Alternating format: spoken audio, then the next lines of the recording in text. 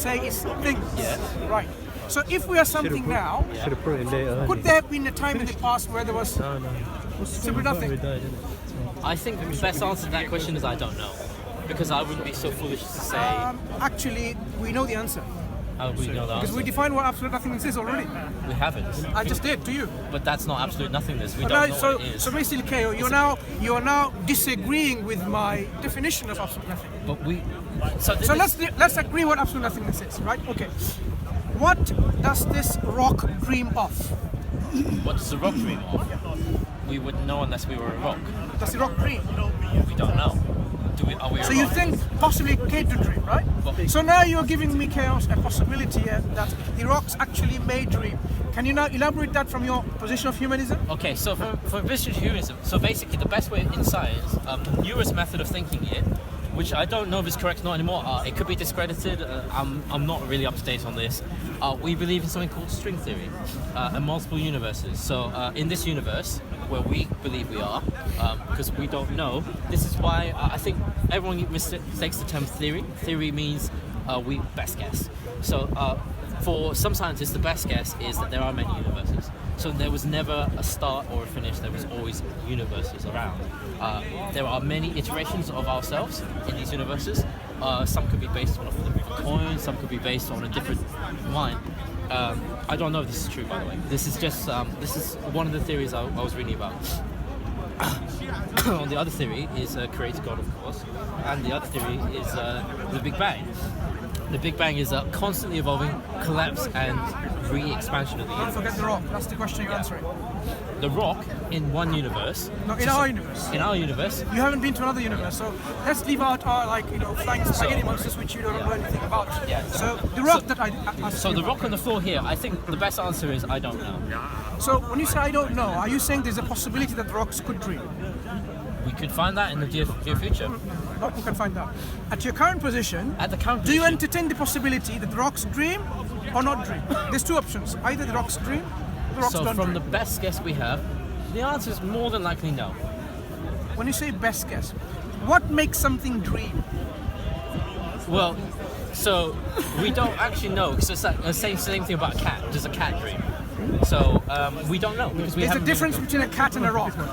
But rocks, what's that difference? Rocks are organic. What's the difference between a cat and a rock? Rocks have organic material in them. What is the difference between a cat and a rock?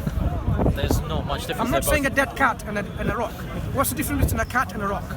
So what do you want to mean the difference, though? Because a rock is still organic matter. So if you go in that term, they're not much different. They're just different compositions of organic matter.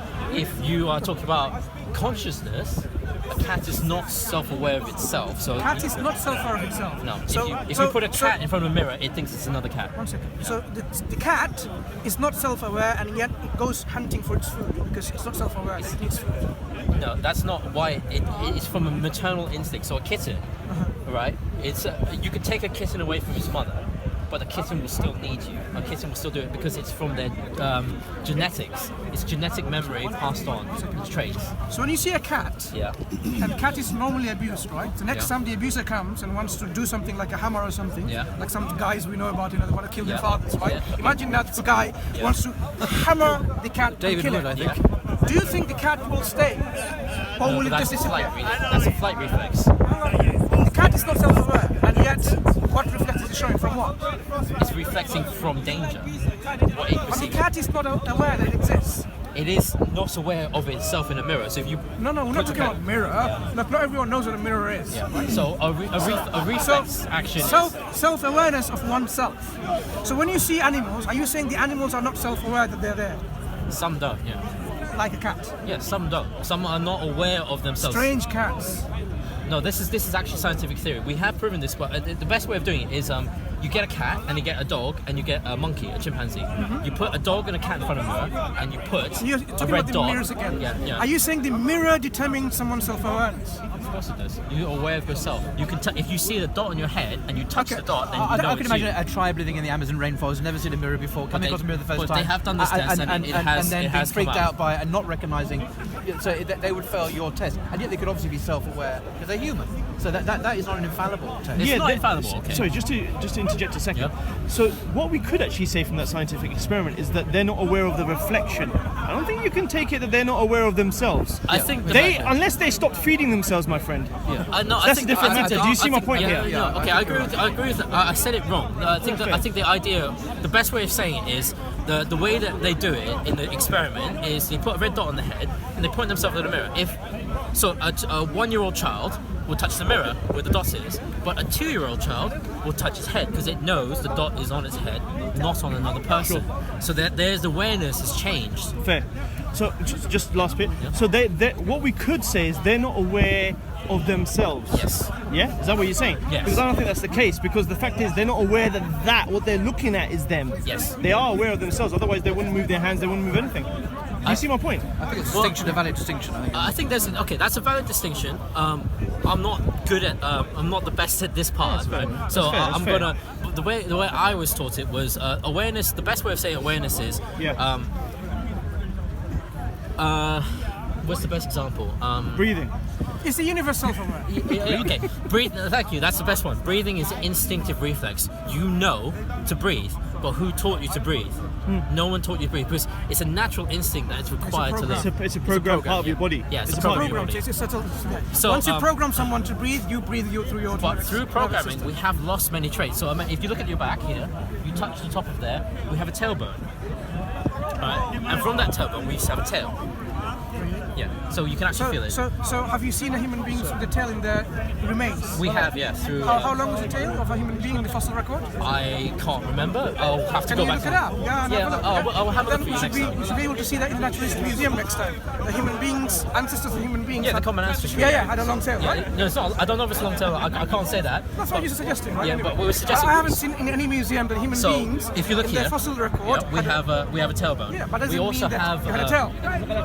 All right, and we have an appendix. Our appendix originally was designed for raw meat. We don't eat raw meat anymore, so our appendix is useless. So if you cut the appendix, Sorry. You are in the medical field, right? Yeah. And you're saying the appendix is useless. Yeah. You can remove it. And it has what controls your stress? Does appendix have a role in stress control? He works in a medical area as well. Look, there's no point discussing two people in the medical field, right? Yeah. This was the beliefs once of the evolutionists, where they wanted to show like vestigial organs. You know very well, right? Vestigial organs. Oh, we had these organs, evolutionary leftovers. Yeah. You know, we don't need them anymore. Yeah. As time went, let me start with you just a brief history about this. Yeah. Initially, the list say about that one. I'm going to quantify in this one. Yeah, it was about that. Right. Guess what? As time went and we understood the mechanism, the physiology and function of this, it became shorter and shorter. So what we thought was useless actually has a function. So once, many years ago, people were thinking about the vestigial organs, and someone asked this question, the appendix. Yeah. And they asked this question to Scientific American. Do you read Scientific American? I used to read Scientific American and New Scientist back in the uni days. Yeah. I loved it because of their questions at the end. Right? They change it. And they asked these questions, and then two independent scientists answered this question about the role of the appendix. Okay. And guess what? Even from that time onwards, now maybe about 15 years onwards, or even longer, I still see, like yourself, people somehow in this indoctrination of this belief that appendix has no role, appendix functions no purpose. But what I'm saying is, it does. But that's not the point I'm asking you though. I want to go back. Okay, so let's start. We're not discussing this about evolution and this. Yeah. We want to talk about you are in existence now. Yes. Right. If there was nothing, meaning no energy, no matter, no fluctuations, then we would expect no energy, no fluctuation, because energy and fluctuation won't come from nothing. There has to be some origination of this. Yeah. So if you're already seeing in this universe this something, you cannot postulate as a scientist, because then you have to say, I'm not a scientist anymore. As a scientist, whether you are a scientist in the quantum mechanics field or otherwise, you cannot say the universe came from nothing. No one says that. Correct, yeah. Well, I don't know. No one says that? I don't know anyone. What's this book called, The Universe from Nothing, by Professor Lawrence Krauss? Okay, then if he wrote that, then he's not really good at that then. He is been voted by being one of the most prominent, influential scientists in the world. One of them, right? Out of the only. I think that's a concept. I mean, No, I'm just highlighting the fact. I'm not saying he's so great. In this case here, he's very deceptive. I actually approached him once with my 2-minute encounter with him on a book signing. Why are you deceiving people saying the universe came from nothing when you know very well that that's not the case? And this is how I explained in my book what my nothing is. His nothing is something. So he is basically saying the nothing that I'm describing is actually something, this process, so he's deceiving the mass of atheists who thinks now we have a scientists who are with us, supporting us, saying the universe can come from nothing. I think this is what you are. So you use journals, which is great because that means that now I can go read the journal, and once it's read, as you know, with the medical journal, we can say yes, okay. So like you say with me, with my field, we now know that cabbage, where we cut your chest open to do it, is wrong. We do it through the leg, and it's much better. I think what Lawrence Krauss says, I have watched him sometimes on I've watched his videos on this very subject. I think he's too militaristic in the fact that he's trying to give himself a super state, is what the best way of saying it. Okay, so leave him alone. Yeah, so we're not discussing about militant atheism. Yeah. We're discussing about humanism, apatheism, and so this middle ground agnosticism, which is your position. Yeah, so okay? As a middle ground agnostic, I think. So how do you explain, please? The reason why I want to bring this discussion to this point. Okay. How do you explain something's existence when there is no creator? So the best way to say that is, how would you say it the best way? My way of saying it, I don't know. So my answer to I don't know is, rather than me trying to figure out an answer, I will live my life according to a humanistic view. And when I meet my creator, if I do meet my creator, I can ask him that question. Okay, interesting answer, but it's not the right answer, is it? It's if I go to an exam, if I go to an exam and I say I don't know, I'm not going to get any marks because marks are only for right answers. But you might get a negative marking when you say get the wrong answer, but the question I asked you about something out of nothingness, if you say I don't know, that is not the right answer. This is simply not knowing what the answer is. Correct. Right. So the fact remains then there is an answer. There is an answer. So if something exists now, could it come from absolute nothingness? Yes or no? If you say it can come from absolute nothingness, that you're saying when there's absolute nothing, you can get something. How do you get something from absolute nothing? There's nothing to begin with, nothing to do anything. I think the best way of doing it is, have you heard of Erwin Schrödinger? Schrödinger's cat experiment. Schrödinger's cat experiment. This that doesn't answer the question. This is the answer. The best answer. The reason why we call it that, it's called a superstate. So you have the experiment. Mm-hmm. You cannot know the cat is dead or alive until you open the box and you break. How about making a box which is transparent? But what happens if it's not transparent? Now I'm asking you, a transparent box. Then you can tell. Then you can tell. Yeah. So why do you do all this, messing around? Because make it close. No, because this is the thing. In a closed environment, that means there's no answer to the opening. You saying that you have one side of the superstate without opening the box. The only thing you're saying, correct me if I'm mistaken, that the effect of the viewer influences or affects. Correct. Yeah, the race. Right. Correct. Right. So basically, there will be some effect. So whatever it's dead or whatever, it's just an effect. So it doesn't answer the question about how do you get something from nothing. But if I have no money in my wallet, yeah, and I have no friends or family to borrow from or no banks, can I give you £5? No. See, this is where you're changing it slightly for me. My question is very simple. If I have nothing, no money, remember, I have no money in my wallet. If I have no money in my wallet and I have no one to borrow from, can I give you £5? Trying to. Yeah, and no one to borrow from. Can I give you £5? No. Why not? Because I have no money. As evidence, as viewed, I can see your wallet is empty. No, I said no money. I just told you I have no money. But I will say to you, can you show me your wallet? If I showed you a wallet and it was empty, can I give you £5 from it? No. Right. But if you show me a wallet and you said there was £5 in there. No, I said there was no money in it. You said there was none, and you show me a wallet and I see money in it. No, you're complicating things. I give you an empty wallet, you see it under a microscope or whatever you want, and there's no money. I can't give you any money from it. Yes, so correct. If the universe at one point there was absolutely nothing. That's not correct.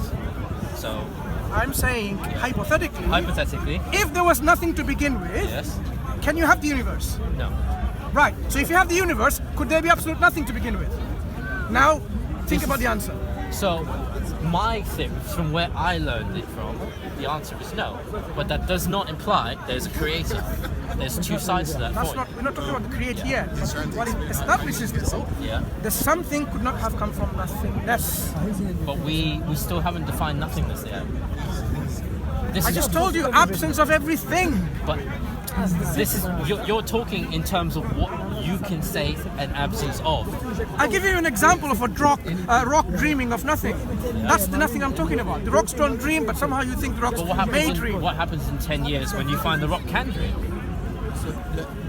Can you be proven wrong? Are you really thinking the rock in 10 years can prove it dreams? That could be completely wrong. It could be completely right. But the Is answer anything is, possible? Is that what you're saying? well, let's put it like this. The best guess of the world is that we can't answer. So I would never presume to answer the questions I don't know. So like for 40 years, my favorite line is Higgs himself. Both, all right. Arthur Higgs was discredited. He was hated by the entire science community, laughed out of the room because he said there was a universe, a creator particle, what we now call the God particle. 30 years of his life, shunned the script, and he went, no, I truly believe there is something there. And what, was it 2 years ago now, I think? They discovered it. I think it's more than that, yeah. Yeah, a bit more than that, but yeah. My history is not very good, sorry. So, I can't say to you that there's nothing, because I don't know the meaning of nothing. I think he When I mentioned talked about I had hypothetically. no money in my wallet, you understood what I mean? That's two different concepts, though. Let's understand one thing. When I said I had no money, Sorry. and you actually seen no money in my wallet, did you understand? But that's nothing. evidence. No, when I said no money means nothing of money. Did you understand that nothing? Yeah, but that's evidence, nothing. You understood what that nothing was? Yeah, but What that's was the nothing of? There is The absence of what? the absence of money. Absence of money. Good. So when I'm talking about nothingness, it's absence of everything. Is it difficult to comprehend? It's not difficult to comprehend. It's difficult to explain how to say. You can't say there's nothing because you don't know what's there. There are things every day that get discovered that you can say it from. So, I have just explained to you the absence of everything. but you is this can't say there's concept. an absence of everything. I'm just defining the concept. But if you say Hypothetically, I think okay, he's saying. if you say in hypothetical terms, your answer is no. You are correct. There is no such thing as nothing. Because if there was such thing, can you get something out of it? No, of course not. Yeah. So that means if there is something there, you cannot have such thing in the past. But that's not what they're saying. But okay, the I answer don't is get it. yeah. If you accept that if there was such thing in the past, there will be nothing of this nature, something here, All right. and you say something is already here, Yes. then you have to accept there was nothing, absolutely nothing in the past. Correct. Yeah. So that means there has to be always something. So as far as we know, you're saying that that something is the creator. You're jumping. So you have to now accept, rationally speaking, there has to be always something. Always something. But we don't know what that something is sometimes. That's the isn't next it? question to explore. You have That's to it. accept now Yeah. and says, That's yes, there has to be always something if something exists today. We don't know that though. Again, You just established that. no, but this is where I'm saying to you, we don't know what's there. If you say nothingness cannot make something, and I'm going then to walk around because I'm freezing. Pleasure, yeah. we're just going back and forth on the same thing that we agree. So let's do it once more time. Yeah. If there was such a thing was absolute nothingness, Okay. can it give rise to this universe? Possibility? Maybe. How can it give rise to this universe when absolutely nothing? It has nothing in it. This is where, It doesn't even exist. It's nothing. but when you define nothing, we don't know what that nothing is. I just defined to you, and you were saying I'm having trouble with the definition. I have defined a concept which is the absence of everything. because I think. Can this absence of everything, as an agent, Yeah. generate, produce, bring about, create this universe? I think that's not the right question to ask. I've asked you this question, and you tell me whether it's the right or wrong question. I think it's the wrong You question. I understand the question. Do you but know why? I Do you know think- why, I- Kale? You're I think- reluctant I think or that's- finding uncomfortable to accept that? It's not. I can tell you why. So hypothetically, you are completely Because correct. you are already got a position of humanism. So from my You are already in your position of humanism Yeah. or agnosticism and so on. It is forcing you to make your position shift towards something else. It's not shifting. It will force you to move your position. So what I say my favorite line to everyone is, and this is the simplest line to say of something from nothing is, the line something from nothing is the wrong question to ask of a universe to start it, because we can't watch that point in time. We can hear sometimes, if you believe in science in some ways, we can hear echoes of the Big Bang. So every time you turn on your radio and you hear the static noise, that's echoes of the Big Bang. I'm not sure why you're trying to avoid the very question that we're discussing. But the basic question, that's the question, when we define something, what are we defining with? This something. Yeah, there you go. This universe is something. Now tell me what I mean by something. What is this something of this universe? So that this is a wrong thing to say something. So now you're saying me, I'm not asking the right questions. Yeah. Your defense or your response is about you're not asking the right questions. This is how we do science. I think chaos. No, it's not how you do science. This is how we do humanism? No, this is not how we do it. So let's not ask. This is not the right question or the wrong question. Only thing I was going to say was you accepted that hypothetically, if there was nothing, hypothetically, yeah. If there was nothing, yes, nothing can come from that. Yes. Okay. Then is your position that the universe always existed? No. There was always something. So my position is being someone who is not intelligent enough to try and answer this question. Okay, rather fair. than try and say to everyone, I know the answer, I'm going to say the best answer, which is the answer everyone should say, is I don't know. But you use inductive logic and deductive logic all the time. Exactly. 3 people in a room, right? Yes. A, B, and C. Oh, it's not correct. Say their names are Mark, Luke, and John. Yes. Correct. Mark and Luke came out. Yeah. Are you going to have any trouble or difficulty knowing who's in the room? So, but what you're saying is subjective, because when you're saying it. So you're going to have a doubt that it's John in the room or not. But when Mark and Luke came out, 3 people in the room went in. But can you see them? Wait a moment. This room has no windows, only one door. Yeah.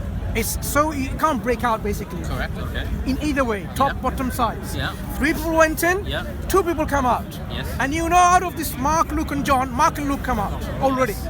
Are you saying you are still going to think who's left inside?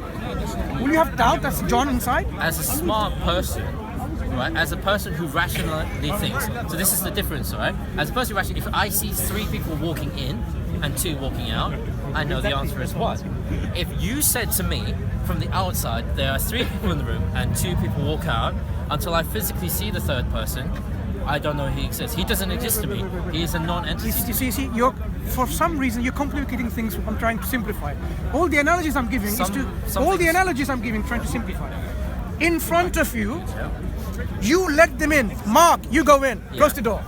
Correct. Luke, you go in. You close the door. You put them inside. Yes. John, you put them inside. Yes. So 3 people, you put them inside. Yes. Right?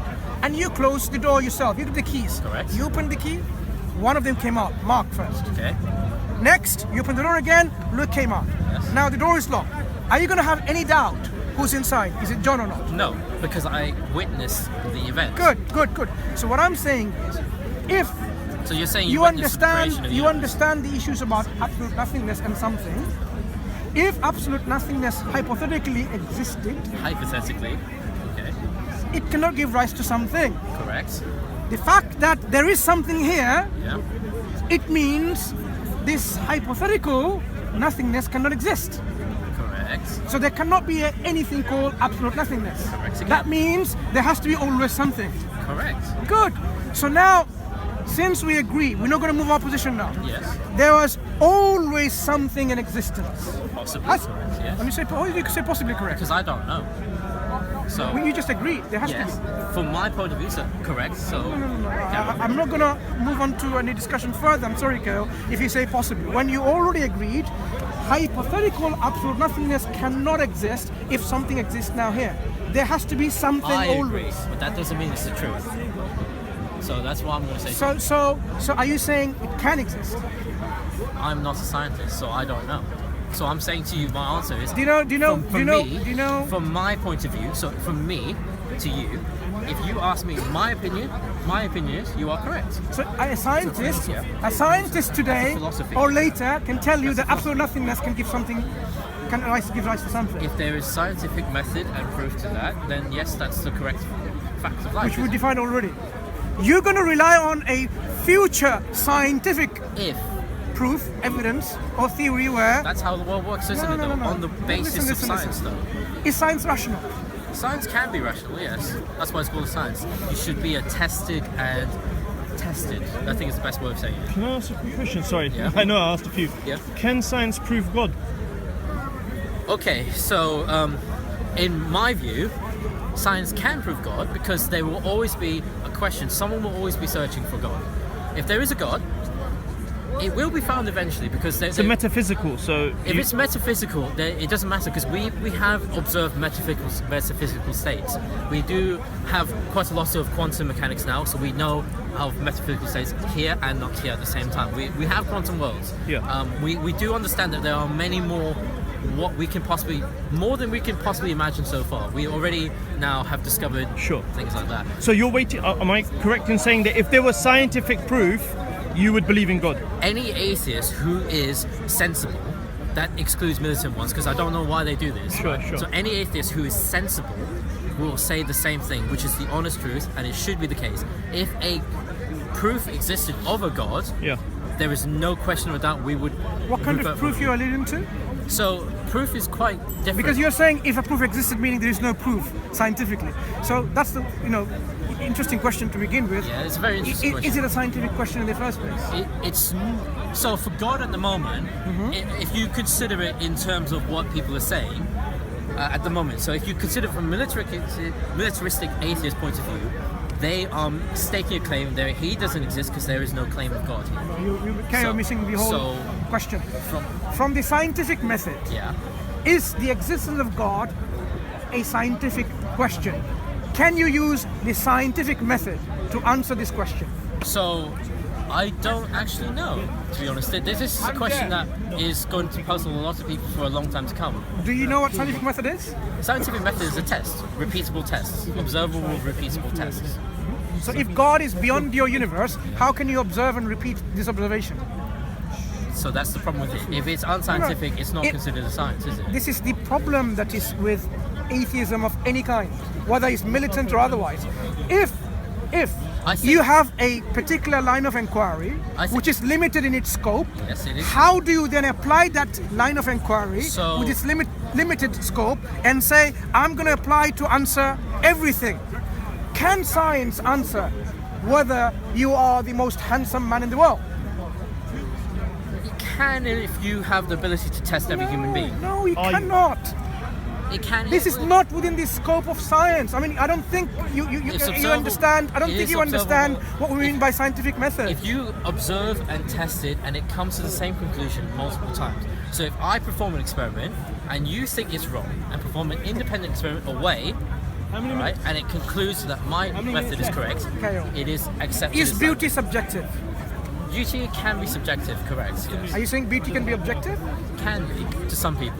It's in the eye of the beholder most of the time. No. It's not most of the time. When you say sometimes it's not, how can beauty be objective sometimes?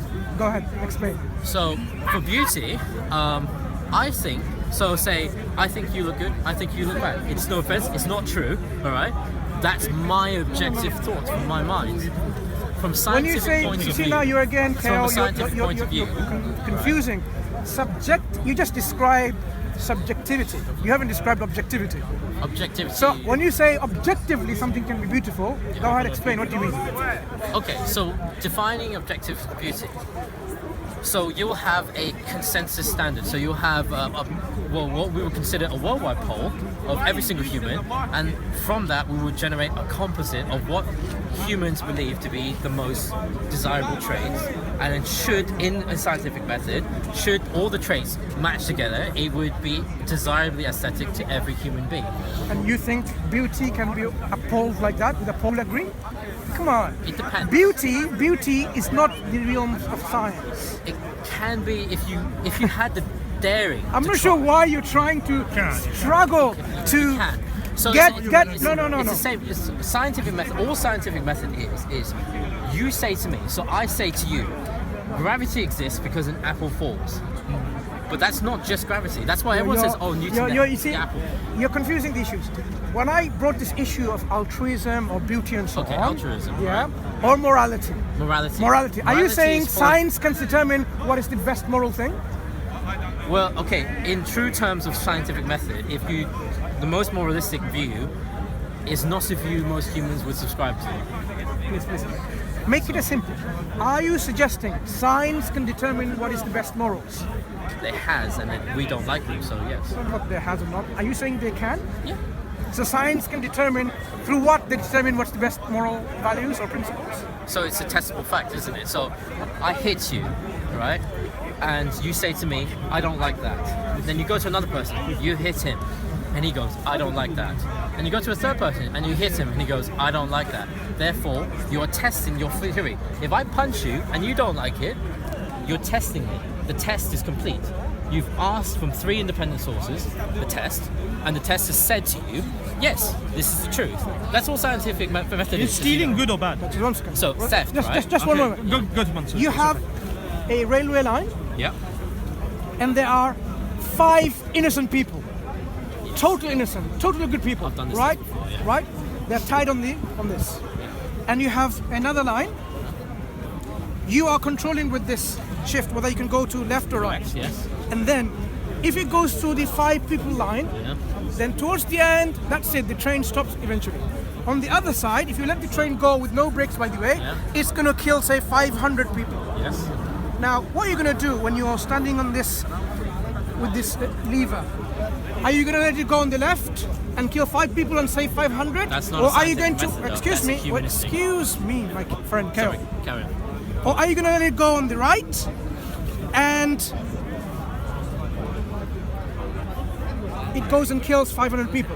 So, using your scientific method, Yeah. could you now explain what is the best moral position here? Okay, so a scientific method is math. Yeah, do your maths, go on. So math. Take your time and do your maths. Math is easy. Math is simple. 500 versus 5. So 5 is always smaller than 500. So as a scientist would say, right, bang, left, kill the 5, say So 500. killing is okay, according to scientific principle. Of course. If it serves the Yes. better. It serves the greater so, good, yes. So the killing itself, there's nothing wrong with it. No, So according to science, killing is nothing wrong with it. no. That's why eugenics is So, such a so, horrible so, subject. so that's why you're saying science can be used to determine our morality. True evolution, true science, true evolution is survival of the fittest. So There is no such thing. This is a belief it's based not a on belief. nothing. It's the simplest fact is, if you put 2 crickets in a row, the stronger cricket will always win because its traits inside of itself allow it to get the food first. So the weaker crickets will die out. All you are left So with, who was the fit one to survive? huh? Who was the fit one to survive? The stronger one. And who was the strongest strong one to survive? The one who is fit. one. Yeah, the one who's fit. Yeah, Do you know what tautology is? yeah, That's the circular reasoning there. yeah. It is. It's a totalitarianism mechanism. No, it's a circular reasoning. You're saying the fit survive, and who are the fit? The ones who survive. And who are the ones who survive? The ones who are fit. He hasn't explained anything. Okay, I'll change it slightly to make it a little bit more simple. So wolves are best. Okay, I think wolves are the easiest one to explain. Dogs all came from wolves, right? All dogs are dogs. You can't say this is a Pomeranian. He's not a real dog. This is a husky. They all evolved from the same part. So when we domesticated dogs, we domesticated them for specific purposes. We domesticated hounds to hunt. So the hounds have enhanced senses for hunting. They hunt because they were bred to hunt. So we selected the one who could hunt and said, I want your children. I want this because I know for a fact this dog and its genetic line can hunt. The line that doesn't want to hunt, I kill it away. So we selectively made that dog. You made the decision, right, with your consciousness and awareness. Nature is not conscious like a cat, as you defined earlier. Nature is not conscious yet. So nature cannot determine whether it's going to make this individual weaker or stronger. No. It is I hate to say luck of the draw, but as far as I'm aware, it is luck of the draw. So the famous is dodos. I love dodos for the fact of this. Dodos are a evolutionary trait of a bird. When they were on the islands, the Galapagos Islands and everything, they did not develop the need to flight. So they sat down. So the English came along and they thought, that's a damn tasty bird. Killed them all. So now there are no more dodos. Dodos decided not to fly themselves. No, the evolutionary trait means that they did not need to fly. They did not develop the need to flight. So they sat down. So the English came along and they thought, that's a damn tasty bird. Killed them all.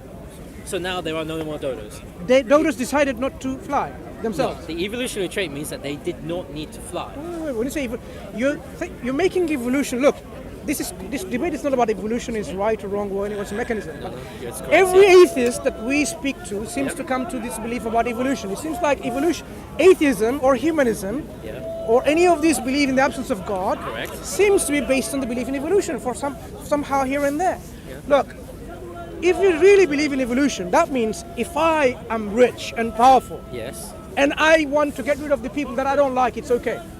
Survival for the strongest and the fittest. Unfortunately, in the case of evolutionism, that is correct. Yeah, and this is what nature is all about then. So scientifically, which evolution is what you believe as a science thing, Yes, yeah. then that kind of morality is acceptable.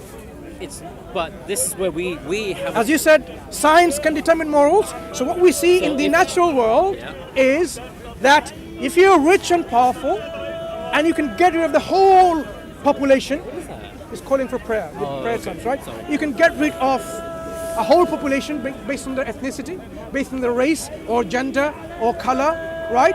Or their language, then it's okay. This is a problem with sometimes. It's not a problem, but it's okay, right? Scientifically, it's okay, you're saying. Scientifically, And morally, it's okay too, because science is based on, can be explained, morals can be explained by science. can be. So if you Thank were to have absolute scientific facts, which is why most atheists will always take this line, I think. What about monotheism? Your position My is position that is- morality can be determined by science. So what we see in the natural world, yes, if you are strong and powerful, Yes. and you want to get rid of people who you don't like, for example, there are people who don't like people of something, like as I give you some examples earlier on. Yeah. That's absolutely fine according to the very standards of science. Yeah? Really? Well, this is unfortunately sometimes you might not like the answer, but if you want to be honest, the answer is yes. Yeah, but that really shows that this is not the right answer because we haven't found the right answer from these kind of things. Because human beings are not just animals; Answers change. they're more than what you consider to be animals. As we develop, so I'm not very caught Which up on animals have you seen building skyscrapers, this. That's flying in the space, going down the oceans in submarines? Which animals have you seen? So why are human beings different than every other animals? by luck of the draw, unfortunately for us, isn't it? Luck. So you think everything's by luck? It's not by luck. It's by. I don't think I can understand it as fully as I want to because my evolutionary is not my best subject. So forgive me if I'm not perfect. But what was originally believed, the reason why we could develop faster than everyone else was because we discovered fire. So fire enabled us to cook food. So therefore we didn't have to spend so much time chewing. So much like that, so we developed at a faster rate. But there are animals out there that are terrifyingly intelligent. That maybe if we were wiped out tomorrow, there's some a random asteroid hit us, right? Would rise up. To Do be you have dominant. cats in front of fire? Why don't they develop like we do? Because we breed the cats. We have The bred example them. you've given is human beings at one point discovered fire and then they started developing themselves. Now you can get a cat, the same cat in your example, Yeah. and it sees fire. Why doesn't it develop skyscrapers? Because it's developed from us. We have domesticated it for its Whatever you have domesticated, capability. whatever breed of cat you've got, Yeah. why isn't the cat making buildings? Because a cat has been bred to be domesticated. So we have chosen them to be pets. We've chosen the ones that we think are friendly Okay, to get us. a wild cat. Why don't the wild cat make a camera? We could know. 10,000 years. In Sorry? 10,000 years, we could Get maybe. a wild cat in the front of the fire. What is the difference between human beings and So we have. animal? So we have some advantageous traits over other animals. So our traits is mainly opposable thumbs, right? We have in return we have some differences. So how do we say this easily? It's so difficult for me because I don't usually do this part. So this is where. That's why you shouldn't bring evolution in. I Because didn't mean evolution, biologically. Yeah. I didn't mean biologically. Yeah. I mean Philosophically, Yeah, right? philosophically. So, What is the difference between human beings and animals? that's for a philosopher to decide, not me. But you know, you believe in logic and Yes. you believe in it. Yes. Do you mean that animals have? We have to go and pray, right? Are you okay? Okay, we have to go and pray. As you can see, they're joined up already there. Starting praying. This is Yeah. our, No, sorry, that's sunset after sunset prayer. We're gonna go. No offense. This was a discussion to provoke thinking. Of course, This is what's most fun, isn't it? Yeah. So we learn from each other, so that I can learn what you really believe as a humanist. It's not about demeaning someone or putting someone down. It's just an exchange of information where we learn and come to the conclusion about ourselves. Because the point we Muslims are trying to say is to use our intellect that we have to come to the right answers. What I would say to you is that the conclusion to this is, as a person who can speak to each other, people who can speak to each other, when you speak to each other, your answers come up nicer. So we can have a discussion that can always end in a peaceful, amicable. When you have a different one, so as you saw before, you can't end in a peaceful resolution because I didn't see that. Yeah, but that's the whole point I was making to you earlier. So the arguments that you make me think, and when you think, you develop. And this is so. When the next time I see you, I will have researched it, and I can say to you now, I think I can have a position, and then you can say to me your position, and we build from that. So in the future, when we have a society like we have now, which is what you all think, we can live happily. Well, I am happy to say to you, I can say, I lived in Malaysia, a Muslim country, for 3 years as an open atheist. I was treated as the nicest person you could ever imagine. So I have that inherent love for the fact that I can trust people like that. I have a very bad experience with the other side, so I naturally am quite hostile to them. But by building it this way, it's the easiest way to a peaceful society, isn't it? Rather than... Take care. We will speak again. Yeah. Take care. Thank you.